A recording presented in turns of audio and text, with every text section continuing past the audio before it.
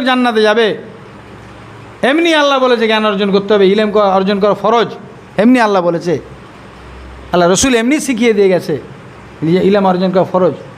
ও সারা রাত ইবাদত করেছে কিন্তু উজুটাই সঠিক হয় না, তাহলে আল্লাহ বলল যে বিনা উজুতে সিজদা করলো সে কাফের হয়ে যাবে, তাকে নতুন করে আবার ঈমান আনতে হবে, নতুন করে কালেমা পড়তে হবে।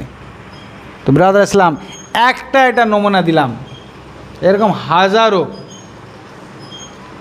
ও গোসলের ফরজ কটা জানে না,